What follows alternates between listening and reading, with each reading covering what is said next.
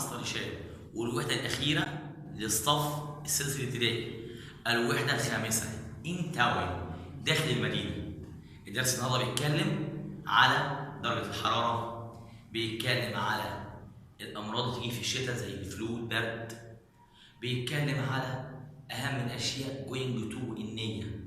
بعد كده بناخد أهم الكلمات في الوحدة وبندرس أهم الجرامر اللي موجود اللي هو كلمة how often كم عدد المرات، كم عدد المرات. والآن مع أهم الكلمات ودرس in town الوحدة الخامسة للصف السادس الابتدائي. in town في المدينة، in town. cold يعني بارد. degree معناها درجة علمية أو درجة حرارة. rain مطر. cloudy سحب. I am sorry أنا آسف. طبعا had better apostrophe d better had better من الأفضل. go home يصل للمنزل. that's right على صواب. fair عدل. grow up يكبر أو ينمو. do better من الأفضل. serious خطير أو طبعا أمر خطير. flu نزل البرد. flu tonight الليلة. today اليوم. fine بخير. maybe ربما. without بدون. without بيجي بعدها إما اسم إما فعل زائد ing. you are crazy يعني مجنون. all the time طوال الوقت. all the time. feed the birds يطعم الطيور. take a medicine يتناول الدواء. visit a museum يزور المتحف. give a speech يلقي خطابا. bake bread يخبز. read a newspaper يقرأ جريدة. take the underground يأخذ مترو الأنفاق. get a haircut يقوم بقص الشعر.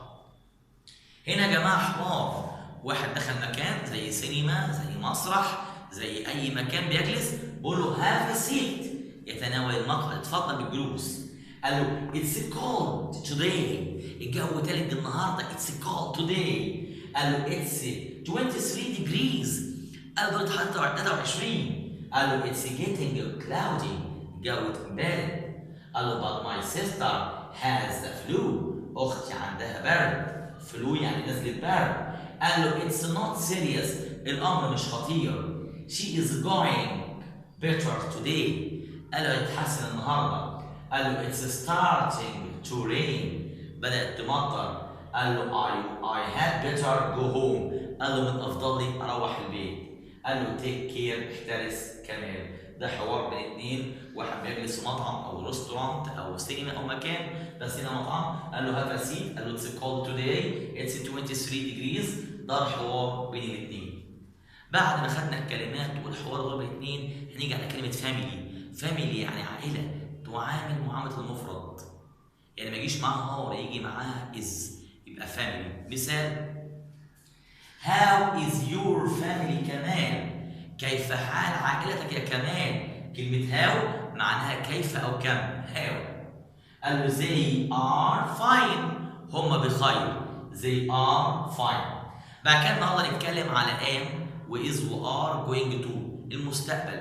ده بيعبر عن نية وتخطيط.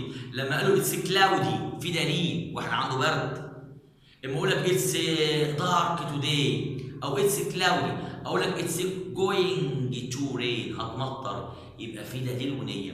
يعني مثال الام والاز والار going to والفعل في المصدر. I am going to feed the birds انا نويت او انا سوف اقوم باطعام الطيور. يبقى هنا am واز وار مستقبل قريب يتكون من am واز وار going to يعبر عن نية وتخطيط. لما اقول I am going to school tomorrow يبقى انا خدت النية ان رايح المدرسة غدا. يبقى am واز وار going to يعبر عن النية. بعد كده have often how often كم عدد المرات. لما اقول لك how often do you go to school كم مره بتروح المدرسه، يقول لك 5 times 5 مرات. اقول لك how often do you go to cinema كم مره بتروح السينما، يقول لك once مره. يبقى how often معناها كم مره، once مره، twice مرتين، 3 times 3 مرات، 4 times. يبقى how often كم عدد المرات، وعرفنا family تعامل مع المفرد، والام والاز والار going to، وهاو often. بكده يا جماعه انتهينا من الوحده الخامسه والاخيره.